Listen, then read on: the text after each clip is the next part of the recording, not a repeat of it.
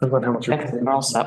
Thank you. How'd you make out? Good evening, ladies and gentlemen. It's 7 p.m. Would you rise with me to pledge allegiance to the flag?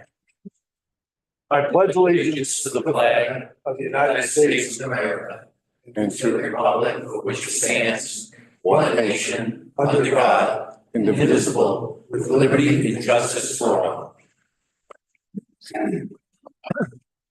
As we call to order this meeting of the town council, I wonder if we might observe a moment of silence for Marjorie Simmons, who passed away this week. Marjorie was 101 years old, lived almost her entire life in Little Compton, spent a little bit of the time of in recent years in a nursing facility, but with that exception, is a truly resident of the town. So if we might just observe a moment of silence.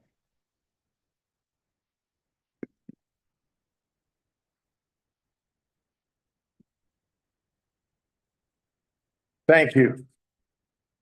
Are there any announcements that need to be made? I will offer the fact that Stay at Home, in an initiative that they have begun to distribute throughout the town, a notebook of emergency preparedness. If you're a resident and have an address here, you should have received a document like this. We're very grateful to Stay at Home for condensing in one little notebook some information that is applicable to all of us, and appreciate their contribution. The next item of business is to open a public hearing on a proposed amendment, Chapter 9 of the Little Compton Town Code. Specifically, we're looking to amend the Little Compton Town Code as follows: to establish new rules for the parking area at Secundit Point. That parking area will require that vehicles that park there be restricted to owners of commercial fishing vessels and their employees, and to persons intending to make recreational use of the harbor and its environs, except those vehicles displaying a lot permit issued by the town clerk from a list provided by the harbor master. No person shall use or occupy the parking area between the hours of 11 p.m. and 5 a.m. Are there any public comments on this proposed amendment to the change? Yes, sir. If you'd identify yourself and at the podium. Thank you. Thank you, Mr. Mushin. Bill McIntosh. A couple of concerns about the language. The first issue about giving commercial fishermen stickers, and then the second sentence about recreational fishermen. I'm a mooring owner. I'm not a member of the yacht club or the point club that does a wonderful job of providing parking for its members. I'm a member of the public, and that means I depend on public parking. So I would assume, being a mooring owner, since I'm paying a fee to the town, that I should be provided parking as well for the commercial fishermen. So I'm hoping the language could include that mooring owners will also be issued parking stickers if they're needed. I know it's a small percentage of us that don't belong to either one of those clubs, but we do need adequate parking. The state has control of the state parking lot as the roads are open to the public. So we would be shut out if we didn't have permission to park in that parking lot as well.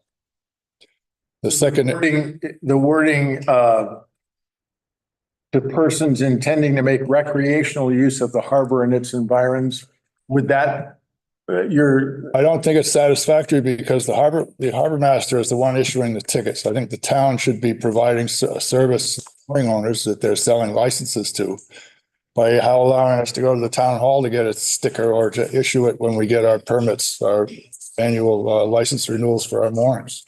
You know, I shouldn't have to call an individual and beg for a license to park in a parking lot when I was thinking in terms of, maybe I'll ask the harbor master to comment on that, but I'm sorry, the chair of the harbor commission to comment on that. Excuse me, my mistake. My thought was the intention would be that the harbor master would create such a list based upon that knowledge, but we may have not interpreted that broadly enough. I don't, the language has to be spelled out. And the harbor master right now is given the ability to say no. But if somebody's issued a license by the town, they should have parking provided for them as well. So the language should be changed. I understand, Mike does a wonderful job down there. I'm not complaining about Mike's job at all. All I'm saying is that one person should be given that privilege of handing out stickers to people who are in need. It should be automatic. If you're a license holder, if you're a mooring holder, you should get a sticker. So check off a box on the application for your mooring. Every year we send a check to the town. Or have them in the office so we can go in. They have a list of who the mooring holders are. We could get a sticker that way. But many times I've called Mike, I can't get him on the phone. He's out fishing or he's doing something else. So it should be documented that mooring owners have the privilege to park somewhere in the town. Can I make a comment? Yes. I get your point. This doesn't clearly state that the lot that's being talked about has public parking spaces as well. The ones that they're talking about that will be by permit only is only a portion of that lot. So there's a misconception that there will not be any public parking in there anymore, and that's not true. That's the issue. Where are the mooring owners going to park? In that lot, but in the park, in the public spaces, not in the ones that are designated just for the commercial. So you're going to have designated one public, one. Yes. The east side, Tickets aren't needed then for. Right, exactly. There won't be any tickets needed for any of those public spaces. the east side, Know whose car is in there, whether they're a mooring owner or not. They'll get a Doesn't hang matter. tag. It doesn't matter. The ones that are being the permitted only spaces will have a hang tag to put in their vehicle. All of the public spaces, it doesn't matter whether you're a mooring holder or whether you're a member of the public, you can park in those spaces. Yeah, but still, to me, I know what's going on down at the harbor since COVID. I've seen how many cars and trucks and trailers are parked all over the place down there because there isn't enough room. So the demand is far greater than it's ever been. Mm. I just want to make sure that as a mooring owner, I'm not going to have to search for a parking spot. And if I can't find one, I can't use my boat. You know what I mean? So I'm not going to tell you how to address the issue. I'm just bringing up a point. Okay. The second issue is about closing the pier to anybody from 11 to 5 or whatever it is. It's a federal project area. If you read the rules of federal project areas, the public has access to those areas 24 hours a day. The breakwater, it's the parking lot, it's anywhere that the Corps of Engineers spends money, public money. The harbor happens to be one of those places. So if you deny people access to using the dock to go fishing at night, they're going to be walking at night out on the breakwater, which is extremely dangerous. Or what they're doing now is getting into skiffs, rowing out at night with no lights. It's extremely dangerous. it says no parking from 5 to 11. It doesn't, These people are going to, doesn't say you can't use the dock. You can use the dock, but you can't park in there. well, if you can't use, Like Wilbur's, just like Wilbur's Wood, you can't park there at night, just like South Shore Beach, you can't park there at night. All public places because we don't know what's going on. where to read the language in public access. I understand that, but the parking lot wasn't built with federal money. Well, I would Good, Cal. do that too. I need to correct the counselor. Okay, but you have, Why the public spaces were left there, because we know we are bound to allow the public to use that parking lot. So that's why they were not eliminated completely. It is not closed off at all completely. So there is no harm being done to the fact that federal monies were used. okay, well, the fishermen can park there all night. Obviously, trip fishermen, sometimes they go out 2-3 days in a row, right? Right. Public that comes down and goes fishing, they're going to be accessing the 7 parking spaces on lot 433. That's it. Or the parking lot over on the state ramp. And then they can walk to the dock, but they can continue to fish. Nobody's going to harass them if they do that. Is that what you're saying? They're going to be able to park in that parking lot that is there now, in the spaces that are public parking spaces. All right, but if they're filled up, where are they going to go? Well, that's no different than what it is now. If they're filled up, you've got to go somewhere else. We can't help if they get filled up. Their Yeah, public space is allowed. I just see a huge problem. That place is empty. Right, absolutely empty. And a guy comes down, wants to catch a few squid. Gonna be parking somewhere, parking in the dark to the dock. or he's going to be going out on a breakwater in the dark or rowing out in the harbor in the dark. It's a dangerous situation. Well, You know, I've been down there at night. I'm answering your with- question and I'm Fine. thankful that you're answering me, but Yeah. it's the council you should be addressing. Well, it is their decision, but I wanted to point out that, you know, the federal project area, if the parking lot isn't part of it, yeah, you can police it, fine. But who's going to police it? Police department. That's why it's being put in the code. Okay. Police department will be. Put it in the code and it's going to be a problem. I can see it. See it right now. But, you know, I just wanted to bring those 2 points to you. Deal with them how you may. I'm very glad that I'll have a place to park. How many public parking places are there? Do we know? Hi, Ben. Hi, Ben Gautier. I'm the chair of the Harbor Commission right now. We worked out this change to the ordinance with Chief Rains, who I guess couldn't be with us tonight.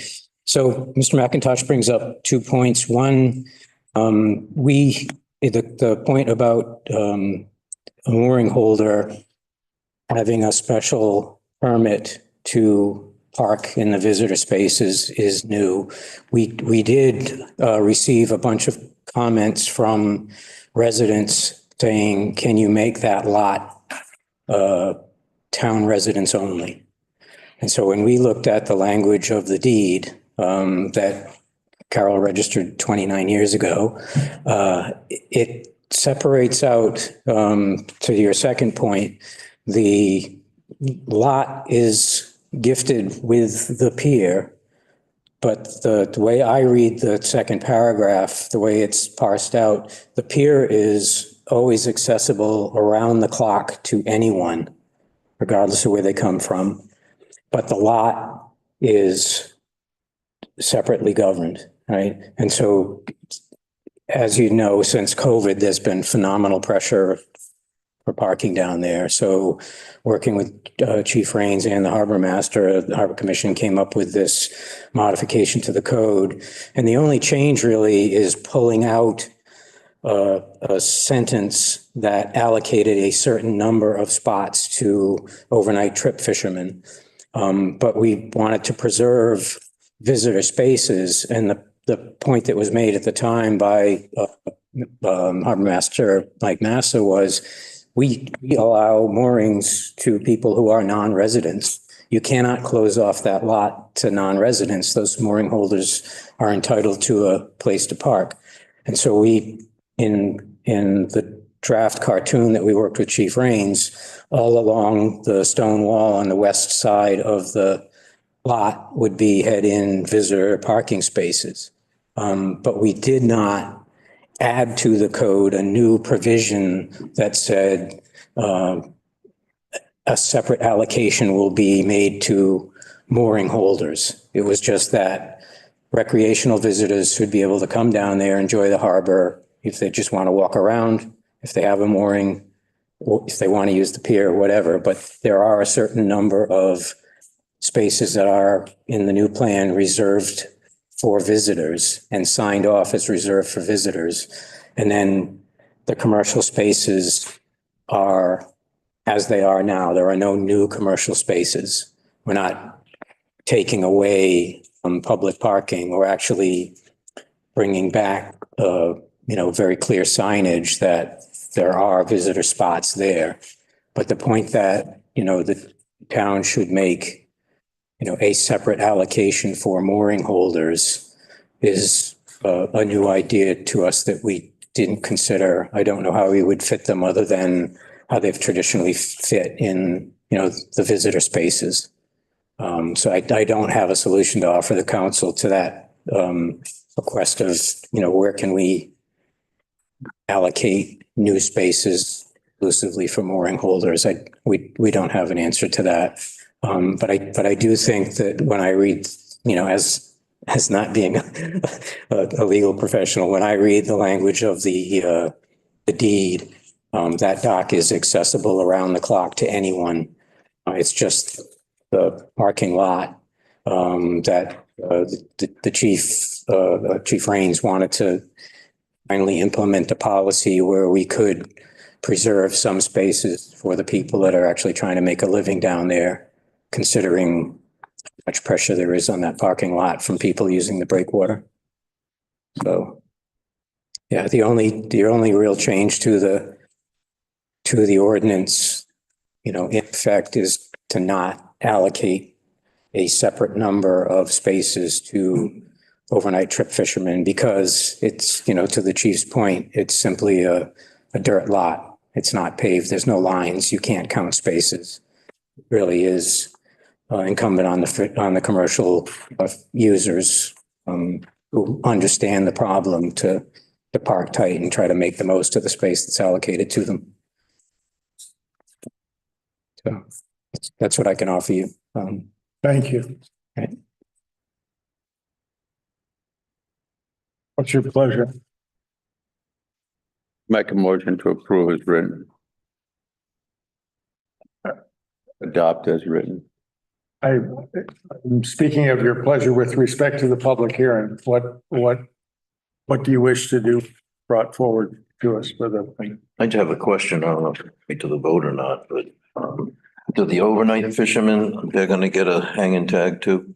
So if they happen to be there, South side is for the overnight fishermen. Have hang tags there.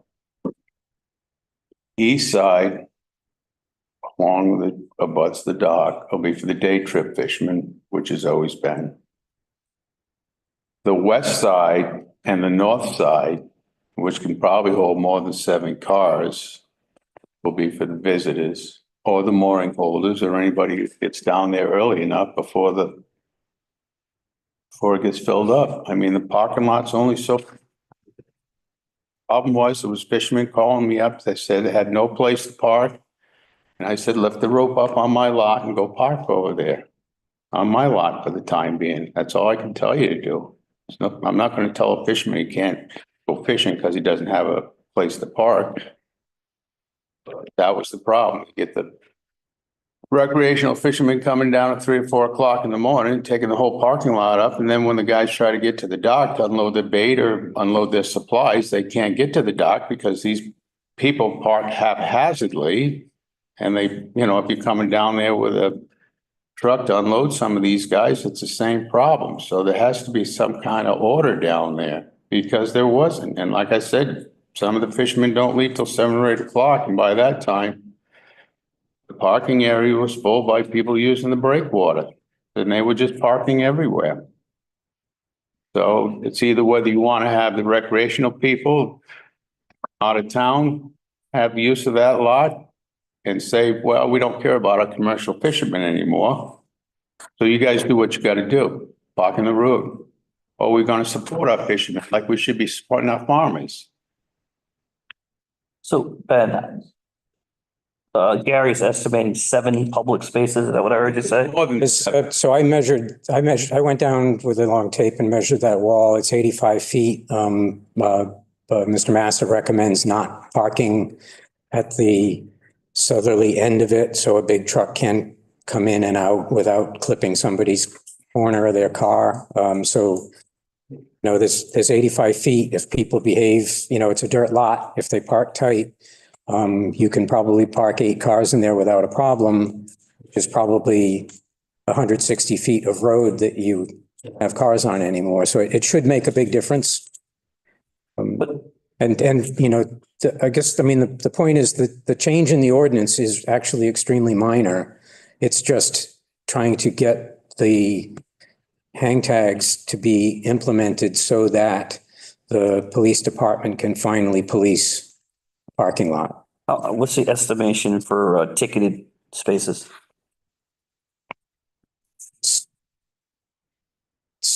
70 feet on the west side before you get to the no parking zone on the east side. And it's probably 60 feet the south side where that's kind of deep. So that can be, a commercial guy with a trailer. If it's one boat, they can have probably commercial trucks parked in tandem, which they're probably going to have to do as things get tight. But there's no new space for commercial folks added in this provision. There's just now a clean way that Chief Rains and his team can actually police the lot. Can you estimate how many? 15. 15 maybe? Total 15 for the sticker, 8 for the public. I think there's gonna be more than 8 because he's only talking about the west wall. They can park to the north end of the And, parking no, area. Pat, I went through, just roughly with Mike Massa, how much demand there is on the commercial side. And when you look at the boats that we have and the crews that we have, there's at least 36 people, probably 43 if you actually have a combined effort between the day trip guys and the overnight guys. You could have, nearly 40 people if they came down individually looking for a place to park. So it is tight for the commercial folks alone, and they park tight knowing that. But there's hundreds of people that can be using the breakwater. So if I do my math in that lot, there's 23 spaces total, give or take, 23. Is that how many there is now when you go down, Bill? Is there 23 spaces available without this? That's not how people park. It's a dirt. How they park? So instead of you going down, if we adopt this, you won't have 23 spots available estimated. Now you'll have 8. There any intention, Did I miss that? Does that make that too simple? Sorry. The intent, the last go around of trying to deal with this situation down there was to put placards in the windows of the trucks, and that just wasn't implemented. But the council has made prior attempts, the administrator made prior attempts to be able to make clear to the police department who the commercial fishermen are. It just wasn't implemented. So what this is no change in the number of commercial spots, a clear change in zones that are reserved for recreational people, and an implemented obvious hang tag that allows the police department to police the lot and actually provide some support to the commercial folks. And moorings down there, isn't it 12, 13 moorings that are down there? 131 131 moorings? It's more than, the people, more than 13. yacht club people. Okay. Yes, sir. Carol's correct. The main change that you have here from the existing ordinance is to include this process to get the tags for the commercial fishermen. That's the main change in the ordinance. The rest of it is existing language. I see it as an iterative process that we're in another stage of that could itself have yet another iteration if we find that this isn't responsive. Some effort has gone into this to try to define what it is that who parks where and how we park. And to your point, it's not a precise science, so we can't say that results in this many spaces and this many spaces. But the purpose is to try to provide for some enforcement of what it is that people who just show up down there decide they're going to park there and use the lot as they see fit. That's a correct statement. so to me, the fly in the ointment in all of this is the designation areas. There's no lines drawn. It's just the east side and the south side is for the commercial guys. It's got signage down there. There's signs on the east side. There's 2 signs on the south side. Signs, will be new signs inviting, the visitors to park with. And again, I'll approve the way it's written. I'm just thinking if some guy comes in the morning and he's having his coffee and he parks at a bit of an angle, he's basically taking half a spot out that the other guy who's gonna, just without the lines, without some kind of lines, I see it as just gonna. I think that's, what, we jokingly said a couple of weeks ago. It's about as good as we can do, but people are involved. Well, I know fishermen will resolve it themselves if Yes. it gets to a point. Yeah, they're very efficient. Almost, that's. Any further public comment? Thank you. That's I'll call very helpful. I'm not sure that we can resolve it in favor of an individual position. We're on record as having received that as a public comment. I think it's important that we hear that. And if there's no further comment, I'll seek a motion to close the public hearing. So moved. Second. Discussion on that. All in favor? Aye. Any opposed? Thank you. With the public hearing being closed, I'll motion to adopt the ordinance change to the Little Compton pop-up management plan. Second it.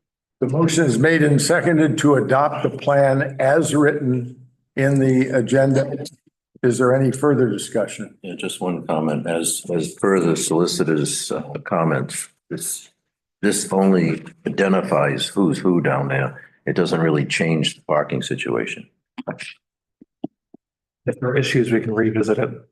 Oh, yeah. It's just like the entertainment license. Bob and I brought that back to the council several times because you think you have a good document. And then somebody snakes in and says, well, this isn't right. So we just, it's an ordinance. If it was a Right. charter change, there'd be a problem. With an ordinance, you can change it anytime you want. If a problem arises, we'll deal with it.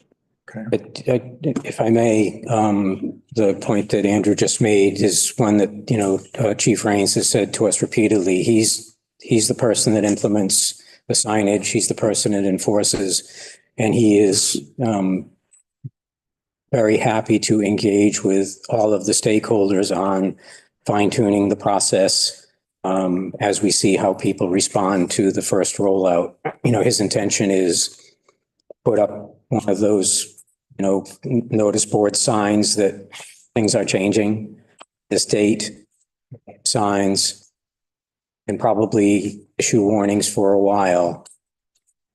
That people know that the police department has eyes on the lot and intention to enforce. And as things proceed, if they have to enforce a ticket, they will. What Ben's talking about is the neon police sign Right. on the side of the road. So Right. people that look at it know that there is a change. But to Andrew's point, that we have plenty of opportunity to fine tune roll this out and groom it to something that's, as good as it can be with a dirt lot. Thank you. Motion is made and second. Any further discussion?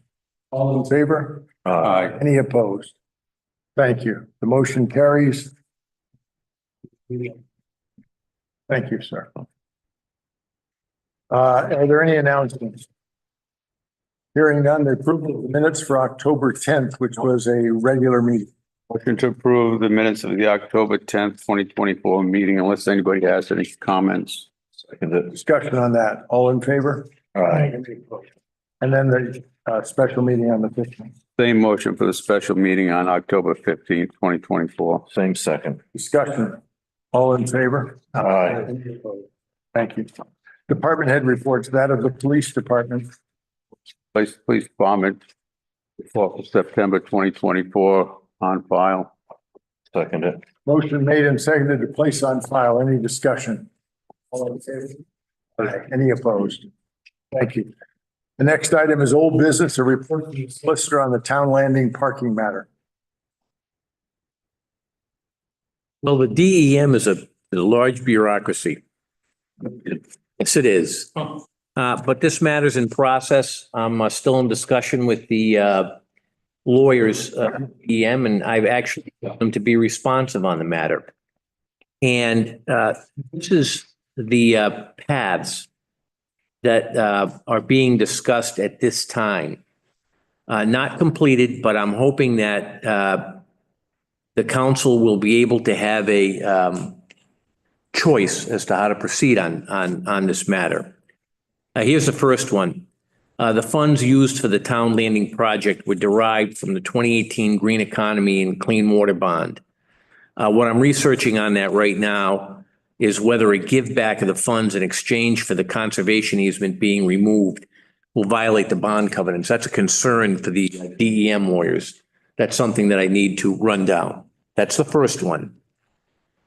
The second one is, and this is something that I've discussed before, and it's something that the lawyers at DEM have broached.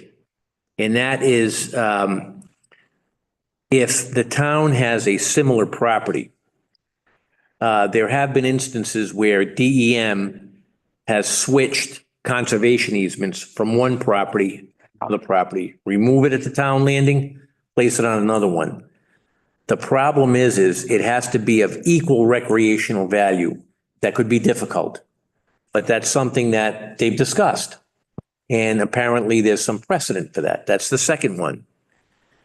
The third one is, there is a DEM regulation, 250 RICR -110-00-7. And that is, the town or the person, the entity subject to the easement, with the approval of DEM, may impose reasonable limits on the type and extent of use of the area when such a limitation is necessary for the maintenance or preservation of the property. And I bring that up because that's what's been the issue that's brought this to the town. The question is whether or not the use that takes place, particularly apparently when there's storm events, is to the detriment of the property. Something I've discussed with the lawyers, something I'd like to follow up on. That could be an option too, based on what happens when you get overuse of the property, particularly in these storm events. Those are the three options that I'm looking at right now. Not quite complete, should get there soon. As I say, the lawyers have been responsive. They're making me do most of the research. I understand why, they're busy. But that's where we're at. And hopefully there'll be some type of choices that you can make for this property. I should say that I've been out there a couple of times myself, just to get a lay of the land. I know what the concerns are. Did you bring your surfboard with you? No, I gotta tell you, there's all rocks over there. Like, I don't know how they do it. but They do. If there's a wave, they'll find a way. Absolutely. And apparently there's some type of an app, I'm told. Oh, the Surfers app, yeah. Yeah, there's like a surfer's app. I please would request that we not promulgate any further the opportunity for a surfer's app. Tony, I don't know what we're talking about, and I deny any personal use of that app. is there any possibility this money was passed through Rhode Island from the feds through Rhode Island to us? And would that affect the outcome? That's what I've been told, but I disagree with that. It seems to me that these funds derived from a state bond. And I don't see where the federal government had any plan that, although I've been told that that's the case, that these are federal funds. I don't know why that is. And I've done the research on it, and I'm following up with the bond covenants. Because if that's the case, it eliminates a layer. The feds are very difficult when it comes to matters of this nature. They're usually a hard no. But if it's the what I think it is, I think we have a better chance. So the three options are basically a give back, an exchange, or an imposition of reasonable limits that we can both agree Correct. exist on. Correct. this property. And that would go beyond merely segregating spaces for town residents. Town resident parking. To me, as I look at this language, and there's some precedents for what happened at Roger Williams Park I'm not going to get into, but restrictions can be imposed if it's to the detriment of the site itself. And by the way, I said this to the DM lawyers, you got an erosion issue over there. Right. And to me, you get that overuse over there, who knows what's going to happen? So I think it's something that's worth discussing.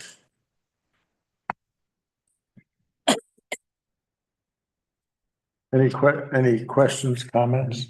Thank you for your efforts there, solicitor. Anyone? Public? Other places in town where traffic has increased astronomically since COVID, that's Taylor's Lane and Town Line. Both of those places have been used far more than they've ever been used before. From an observational point of view, they both need porta johns. The people down there picnicking all day long. They're not down, but it's public access. We need to enlarge the parking spaces in both of those areas to accommodate the public. They're enlarging by themselves by cars just encroaching on soils on either side of the road because there's not enough parking. The town has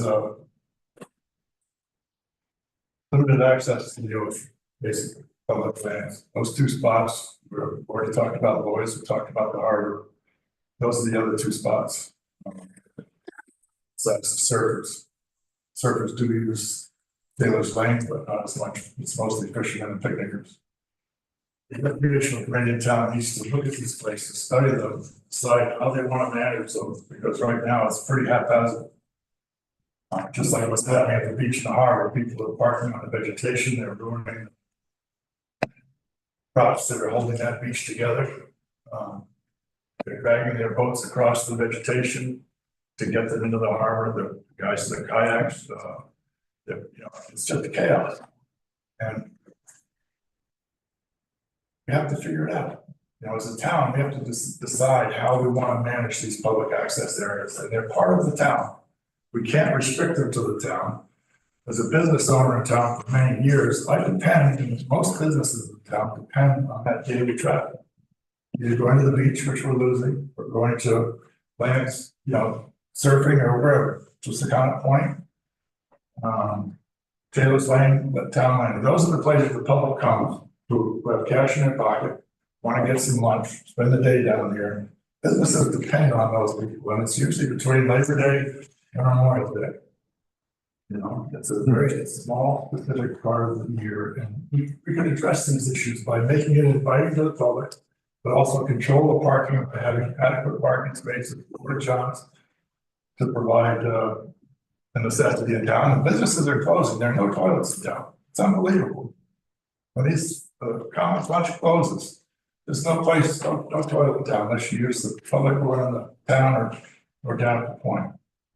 So we have to plan for, how we're going to manage this stuff in the future. And I just don't see that we're doing a very good job yet.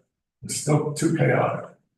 That's interesting. I haven't heard the idea of enlarging the parking spaces at Town Landing. Is that something we can do if we're embroiled in this DEM money? Yeah, I don't know if we want to talk about that with DEM. We'd have to ask them.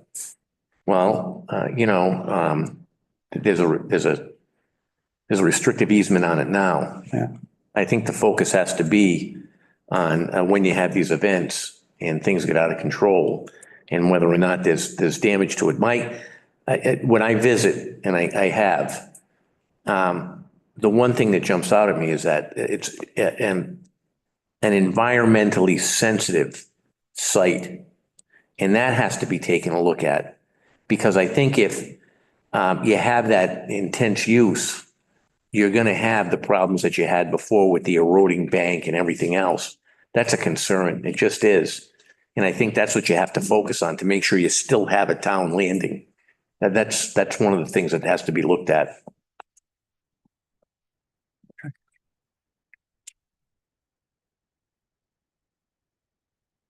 Any further comment? You have a timeline? Well, let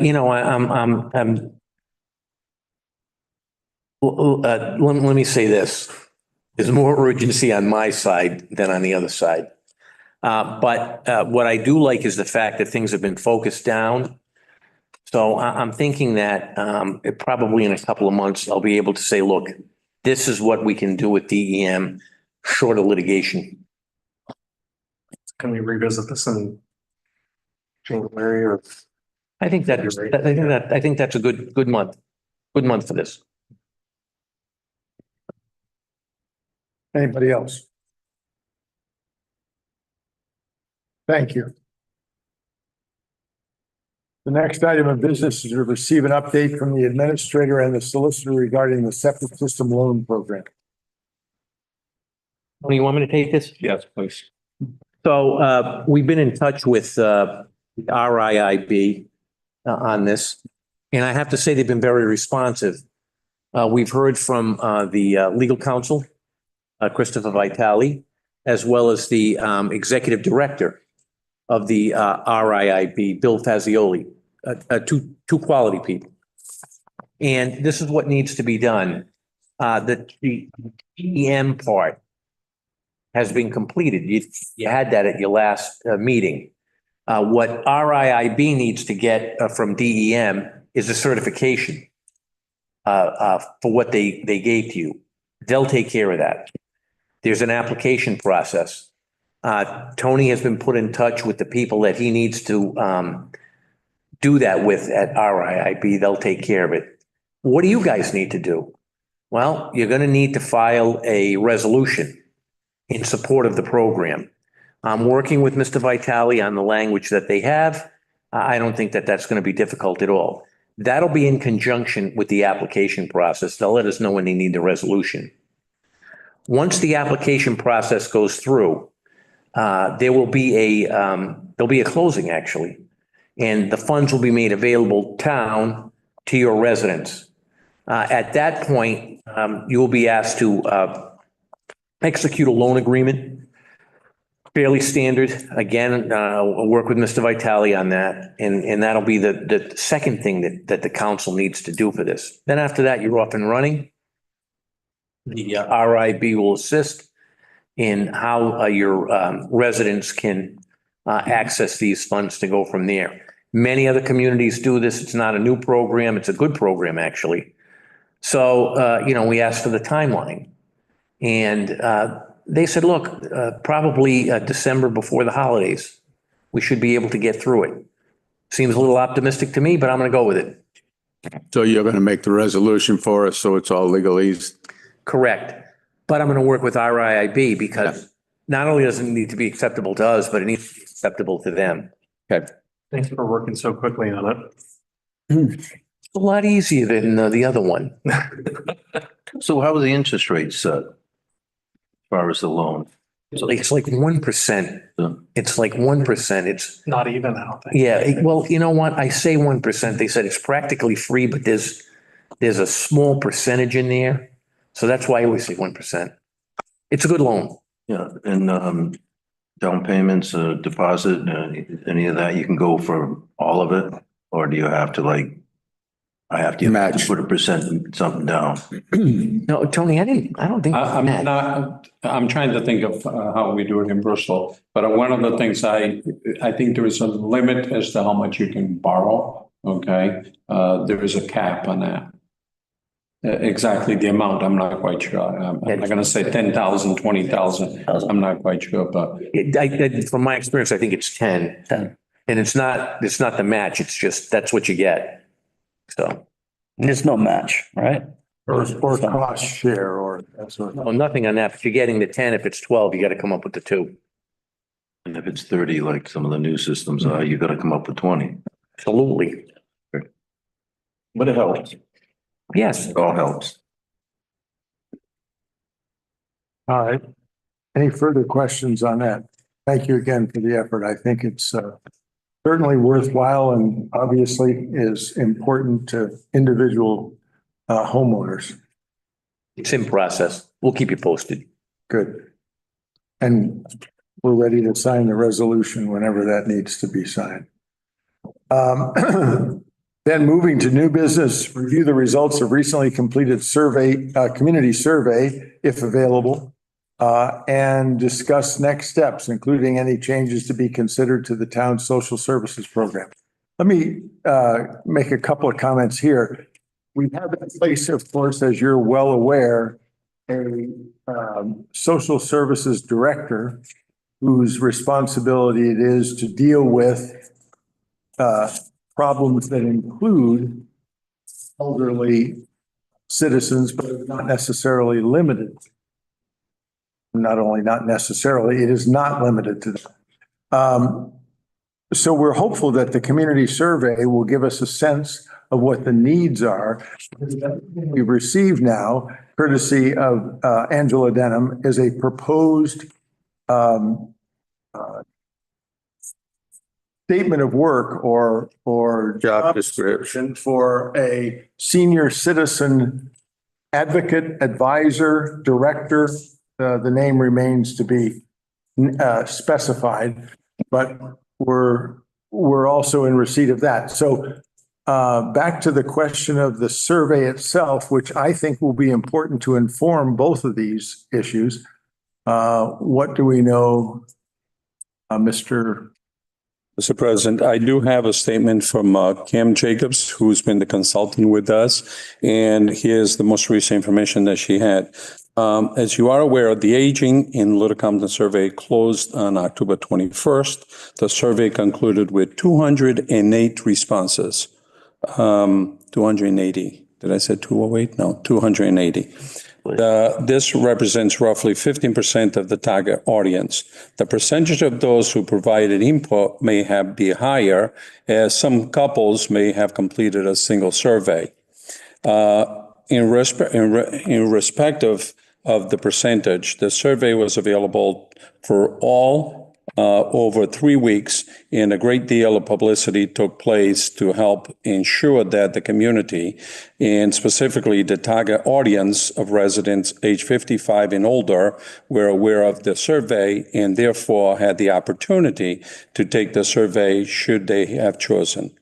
In addition, a great deal of effort took place to help ensure that there were no technical or either obstacles preventing interested residents from taking the survey. Computers and staff were available at the Brownwell Library, Community Center, and Wellness Center to assist residents throughout the survey period. Hence, I think those interested in providing input in Aging in Little Compton have done so. Over the upcoming weeks, I will be analyzing the results and drafting a report of the findings.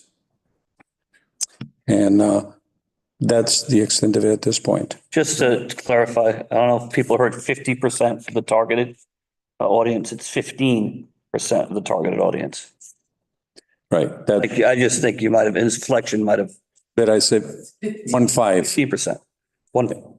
15% returned the survey out of all the. Over 55 and older, 280 of that number was 15% targeted survey. And she makes the point that possibly couples, both over that age, filled out a single response. So the number might be different than that, just for Correct.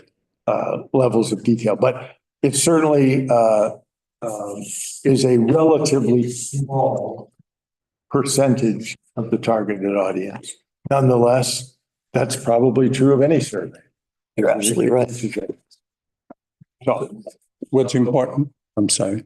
So the seniors came to us, and I sound like a broken record. Now it's over a year ago.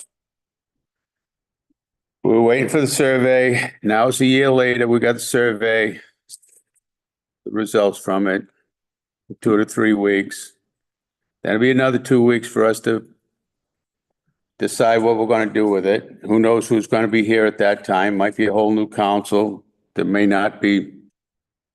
There may be more for the seniors and maybe not for the seniors. So Bob and I met with Angela.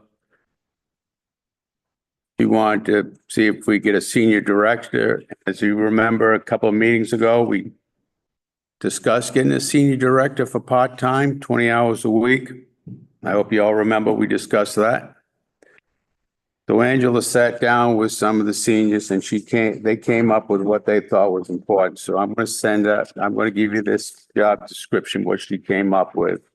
I know some of you don't think that the seniors need their own gathering place. You think the community center is all they need. And they're all set over there with the little kids running around them all afternoon.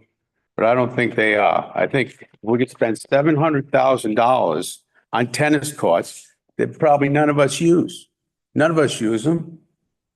Okay. And I know some of people use them, but if we can spend that kind of money, why can't we fix one of those buildings down there and give the seniors a place to gather?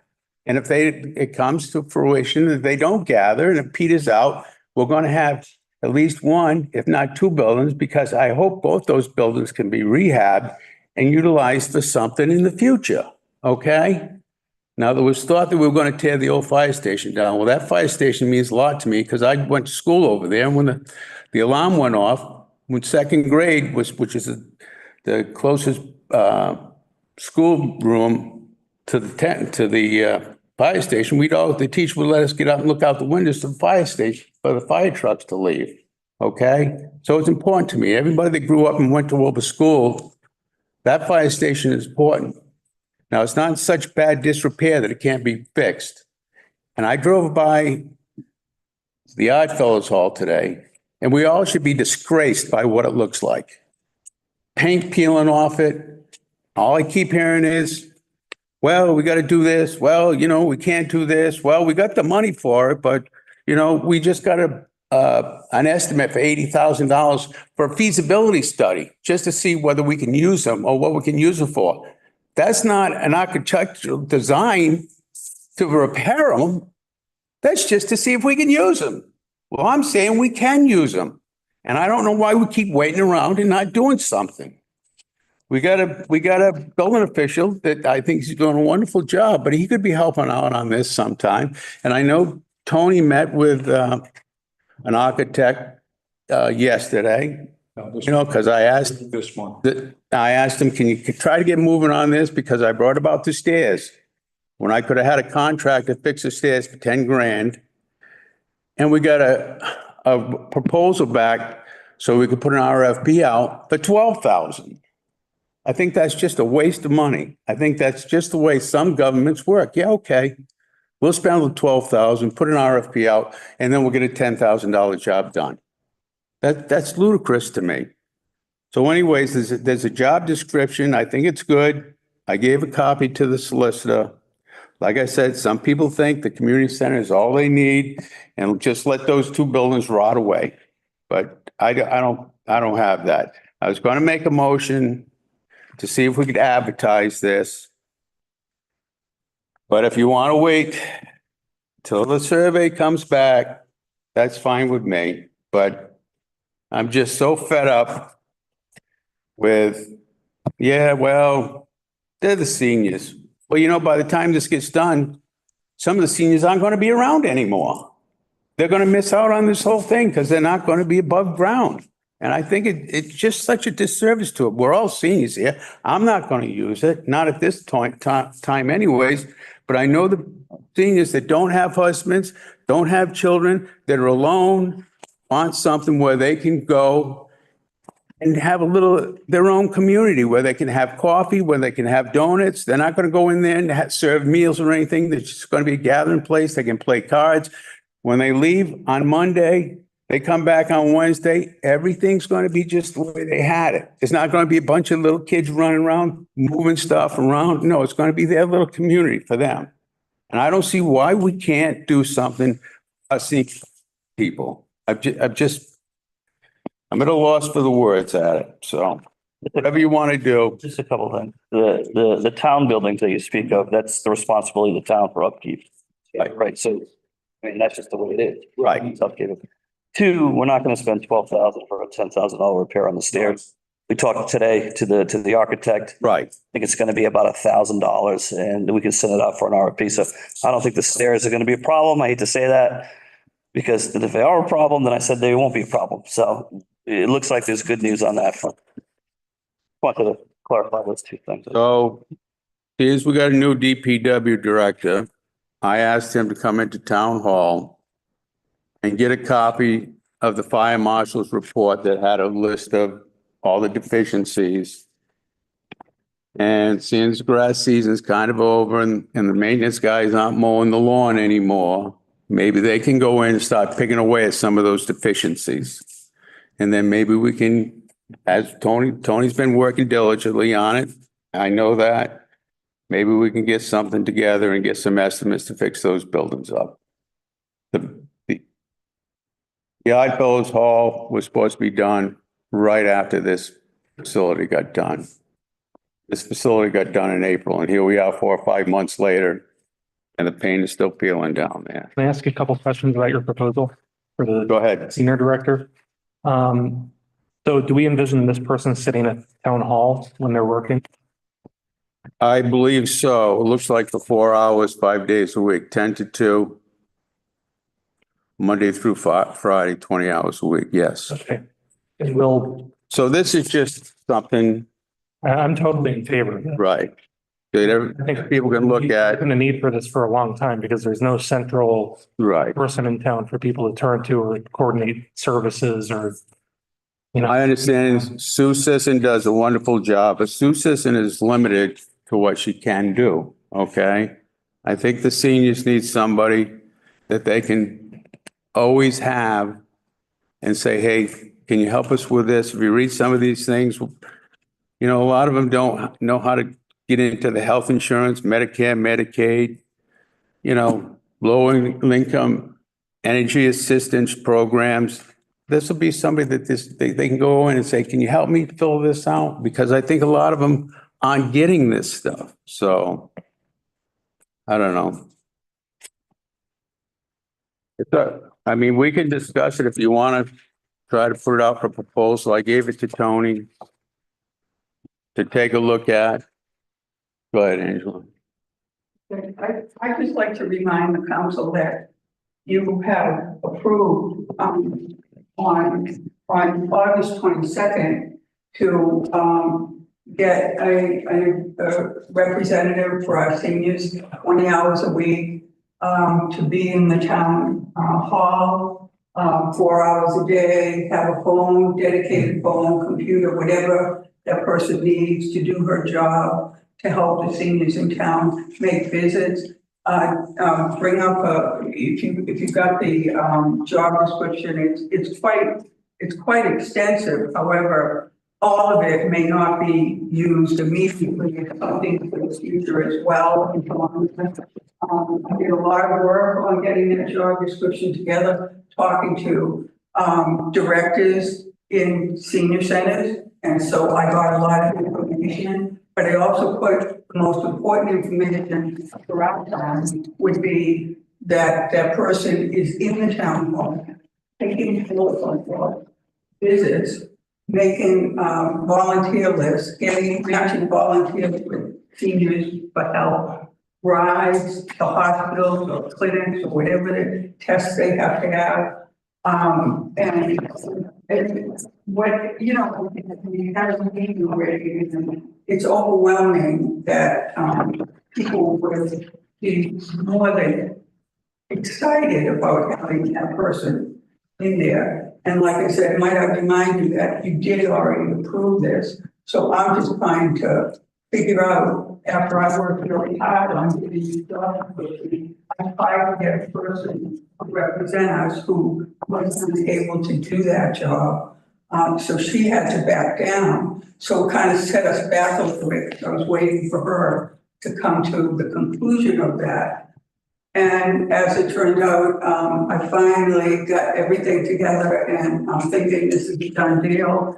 And I just felt like I was just sinking again, going, I did all this work, and now what? We're going to decide again if this is going to be a position or not? Is that what I'm looking at? I guess that's a question.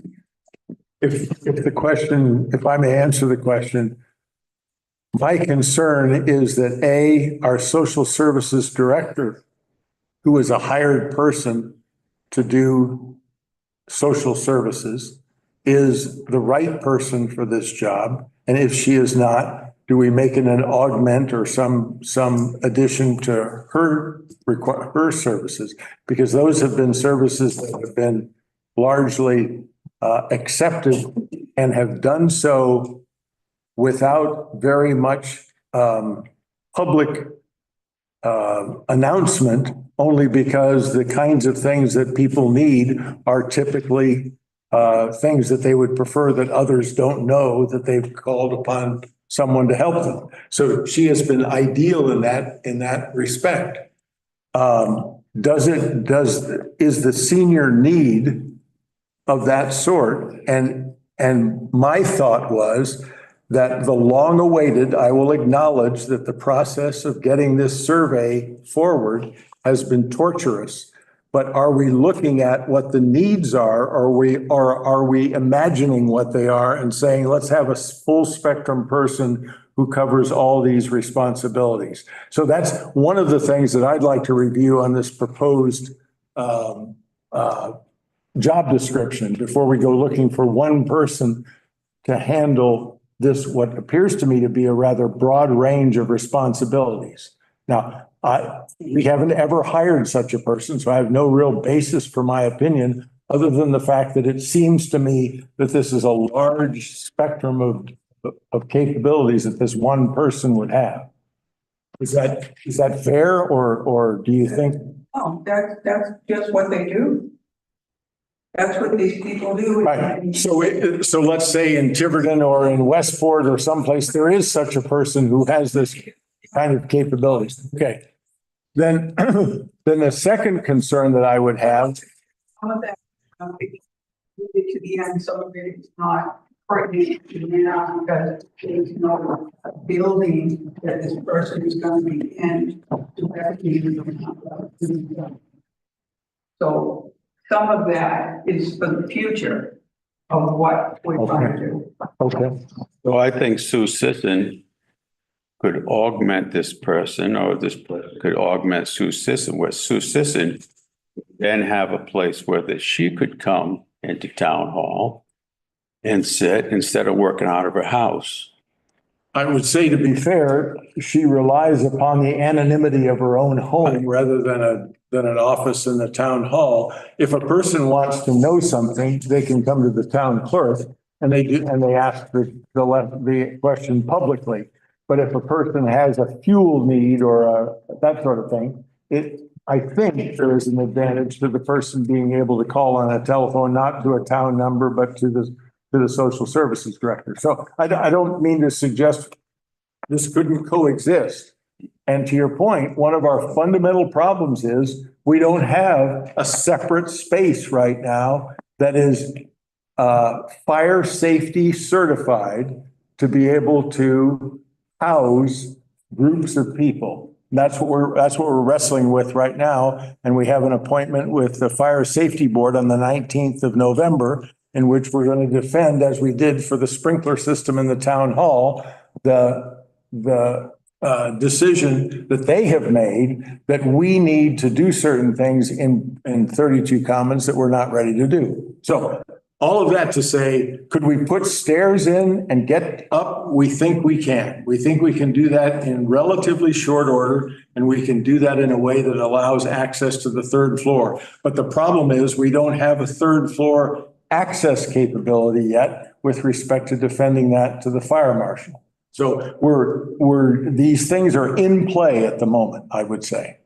But most of this deals with a person going to be in town hall that's going to be establishing programs and priorities for the seniors, answering the phones, making appointments for some of the seniors, creating a list of volunteers to aid and task and visit other needs, giving information of services, family issues arising from the aging process, home health care services, which Sue would fit right into there, supplemental nutrition assistance program, SNAP, health insurance, including Medicare, Medicaid, private supplementary insurance, prescription drug coverage options. They'd be helping with that. Low-income home energy assistance, LIHEAP, assisted living and nursing home care options when somebody can't live in the house anymore and they're the only person in that house. Maybe they don't have any children. Who do they turn to for help? Who do they say? Do they call up a living assisted facility and say, hey, I'm 85 years old. I'm living by myself. What do I do? Or would it be nice to have them to come into somebody in town hall and saying, can you help me with this, please? I'm getting to the point where I can't take care of myself. Would you help me with this? Federal, state, and local tax programs that provide relief to elders. How many people know that they have relief from the federal and the state and the town of Little Compton? Supervising the senior bus activities. I've heard, the senior bus runs and everything, but my understanding, it's a private person that's taking care of it, and she's doing it on her own shoulders, because out of the goodness of her heart. Maybe she could come in and help out. Maybe she could be one of these volunteer helpers, but she'll have a space to do it instead of out of her kitchen. Can I interrupt? Where in the town hall are you putting this office? Well, that's a good question, Carol. I'm not sure. You're arguing until you're blue in the face about this, and you keep saying they're gonna have designated office, a designated phone, and 4 hours for this person to sit in it. And what There happened? is no place in the town. And what hall. about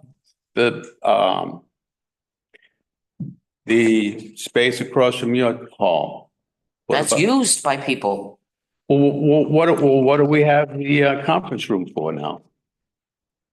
Honestly, that conference room is not private because it's got the kitchen open right next to it and it's got another office right next to it too. So if you ever have conversations with people about, I need money for this or I need help with that, they're not gonna wanna sit there in that fishbowl and have everybody see them going through that. I come into town hall, I see two offices empty every time I come in. The one across from you and the new conference room. They're empty every time I come into town hall. Now, I'm not in town hall 8 hours a day like you are, but when I come in, they're empty. And I don't see why we can't give these people a place and help our seniors out.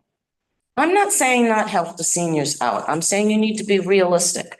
You're designating that there's going to be an office in the town hall, and they chose to change that room that is now known as a conference room as a conference room. If you're going to make that a designated office, then you're gonna have to do something to make it a little bit more sound secure. Because Okay. I do not think it's fair to ask anyone, myself or anyone that might have problems, to go into a room where it's all windows, everybody can see you, and they can hear you. I would suggest we wait for the results, what our consultant recommends. Maybe an overwhelming, response that they want something in the town hall, right? It could blow us away or not. I'm not saying that you can't have something, I don't think. I just say, Idea to have somebody for them to go to, but whether or not this particular plan that you're verbalizing right now is the right one, I don't necessarily think it is. Yes, ma'am. One, to Angela's point, you did approve this, so you said in the near future, what is that date that we can expect a decision? If it's 2 to 3 weeks before this woman finishes the survey, we've been waiting on the results, we continue, yeah. I haven't been here that long, but this seems to have been an issue for a while, and the can keeps getting kicked, so when can we tell our seniors a date? Here's my answer. We're talking about hiring an additional person to do a job that we have not yet agreed has been characterized. If this is the characterization right here, just accept this entire thing, then we could go and look for such a person. If we received a person who was different in upbringing, in town affiliation, say, from Sioux City, I would suggest that the likelihood is that person would have a learning curve with respect to people trusting the person to give them the kind of advice that they are seeking. But let's suppose that there was such a person. To Angela's point, we had our eye on someone who we thought what would be that person, has established that town presence. But to Carol's point, if we simply import someone in response to advertising a sheet in which they are that person is the winning candidate and satisfies the majority of the content, we have no idea whether any senior would come and speak to that person at all. If we simply said, congratulations, we now have a space in the town hall that satisfies a requirement that we believe exists, because frankly, we haven't read the survey yet, to Councilor McHugh's point. Rather, we're going to proceed and hire this person to sit in a position in the town hall to do this job. We're putting, I believe, the cart before the horse. I don't have a senior at all who, and I am peer with them, that has come to me and said, when are you going to get us a spot in the building over there? Now, that may be because someone has suggested that the council has taken a position, we're not interested in solving the senior problem. Yet we have two counselors who sit on the group that is doing precisely that, and they're doing good work. So I think my sense is we're grasping at a suggested position before we know what it is that the need is. That's my only concern. So by January first. The, I understand what you're saying, but at what point will you make a decision about whether or not we are going to move forward with this position or not? I think we're going to get the results from our consultant in 2 weeks, 2 to 3 weeks. And then we're going to discuss that and deliberate that and talk with. And will the results of the survey be made public? Oh, God, Of yeah. course, yeah. Probably, I would suggest we bring the consultant in too. You know, We are operating right now on the presumption that a few people's representation, Angela among them, but not solely, that a few people have represented to us the needs of the seniors.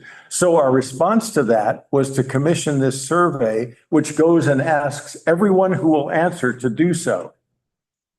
And I'm suggesting that it would be important at least to consider what those people had to say with respect to what needs they have before we decide that we ought to look like, and I acknowledge when we write a job description for some position, we often are in the position of not ever having had that person here. And therefore we go to someplace else and say, what would you put on that list? And we put on, what we have, to the point just made, we have the ability to look at the response of these people. It would seem to me we'd want to use that to inform our decision as to whether this represents a list that that person needs to be skilled in.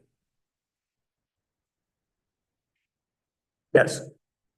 Oh, with all due respect, if you have read the papers or watched our seniors getting together for the last 4 years on a regular basis to discuss matters that are going on, things that they need or whatever is, you know, and we've been getting together regularly, routinely, and working toward this end. And finally, last week we were at the meeting and it was like, yeah, we're getting to meet. What's the meeting? I'm sorry, what meeting? Our meeting, the seniors meeting, we meet and we gather and we talk about things that are important to us. And in fact, a lot of these people at the meeting will come over to me later and say, where do I go for, where do I, and ask some of the other people in the meeting. And just the seniors finally getting together and talking, it becomes a big kind of room full of healing because people are feeling good now because now they don't have any, well, it isn't just me that feels that way. This has really been going on and I don't know what to do about it. What do you do about it? And just to get a group of seniors like that together, it just, my heart just opens up to them because they're finally able to be together and talk to each other on a level that you may not understand. And I don't know how else to actually explain it other than it's needed and it's been needed for a long time. And that's all. And I feel like it's been approved and now it's not.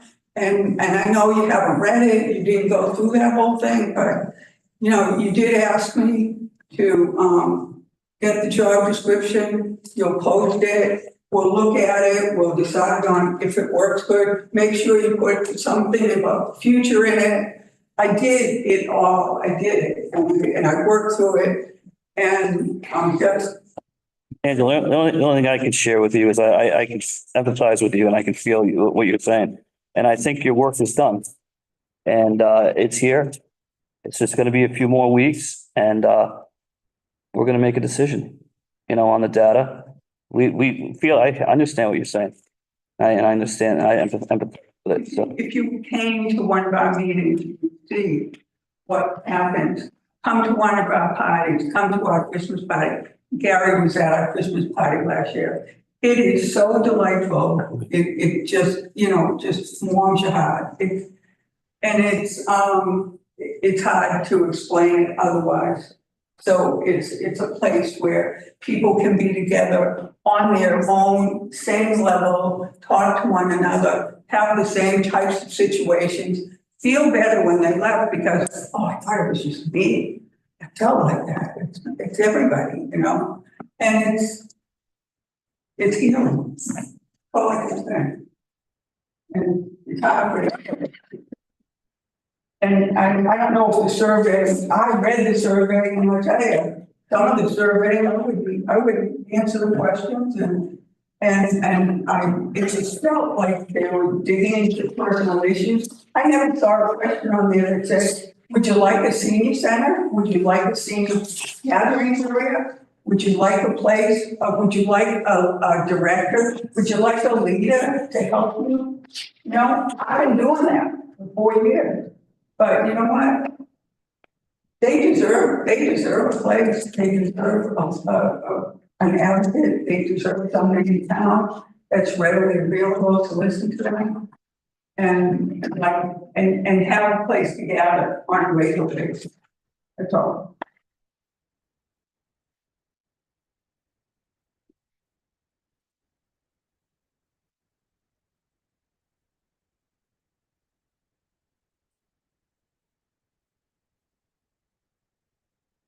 I suggest you move on to the next agenda item. There isn't going to be a decision made tonight.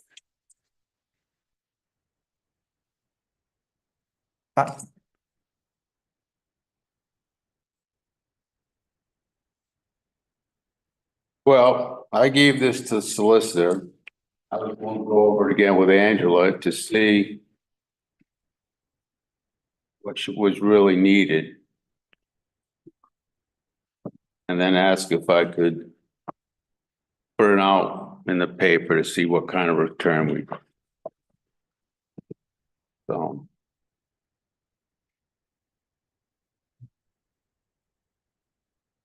My only reluctance to do that is that I am not confident that this describes our need. But I acknowledge that, as has been pointed out, I may not be accurately reflecting our need because I don't know what I'm talking about. I acknowledge that that's possible. I'm inclined to say that we not grant what you're asking for, but I'm certainly willing to listen to the majority of the council if you believe that that's a mistaken position. Just a quick question. So, review results of recently completed community survey available and discuss next steps, including any changes to be considered in the town social service program. Does this potential motion of this fall under this agenda item? It would. Can I make a suggestion? Sure. On this?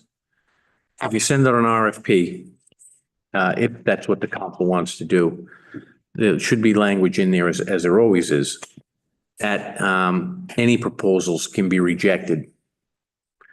And I think if you just get kind of a jump on it, you keep the thing moving along. That certainly, I think, responds to the urgency question.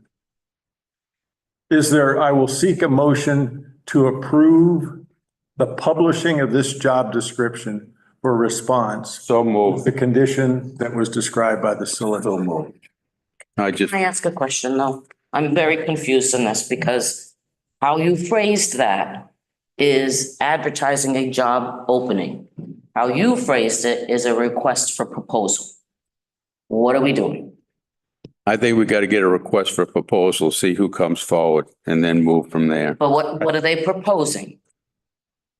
Proposing that they respond to this with a qualification. Is there a salary on here? I don't. No, there's no salary on here.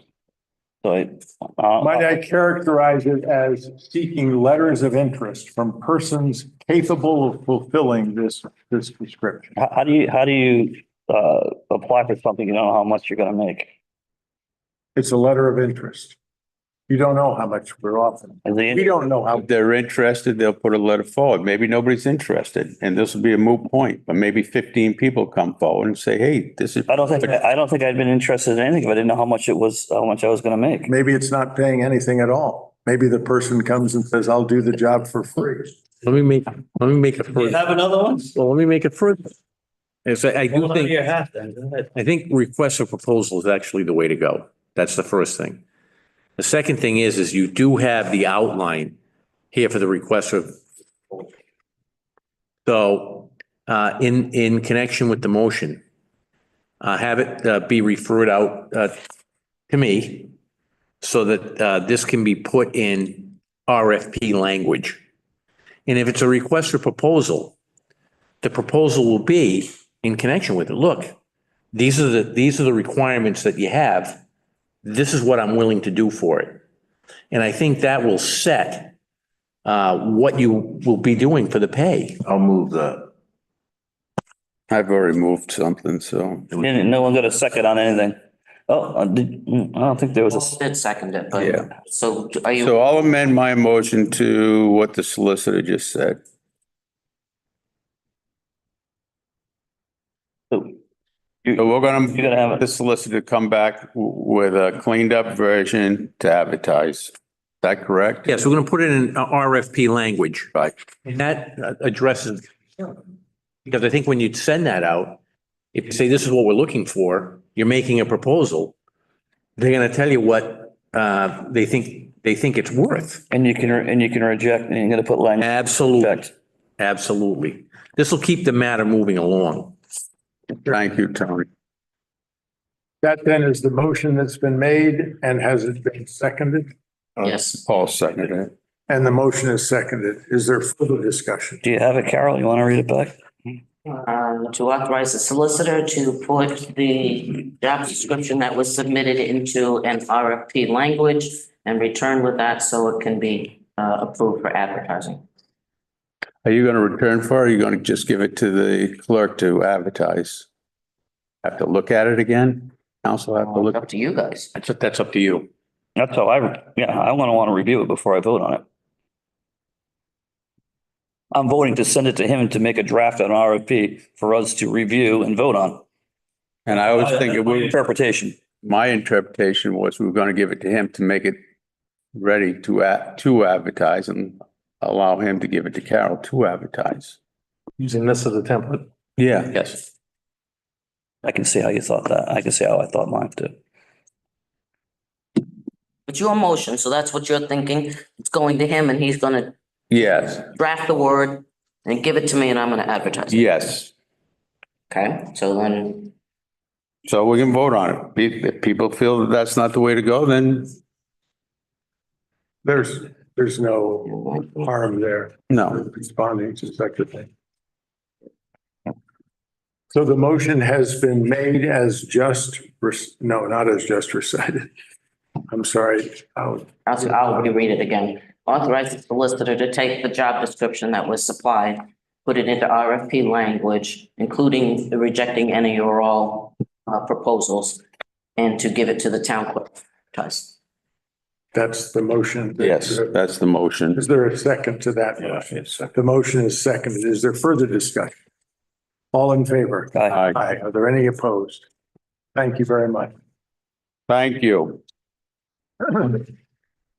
Next item of business is to consider changing the dates for the June meetings in 2025 to the 12th and 26th. I'll do it. I'll make that motion. The motion is made and seconded. Is there further discussion? All in favor? Aye. Communications, a request from Justin Bibby, a return for volunteer requesting the town adopt a proclamation, which we requested us last year. That's part of your package.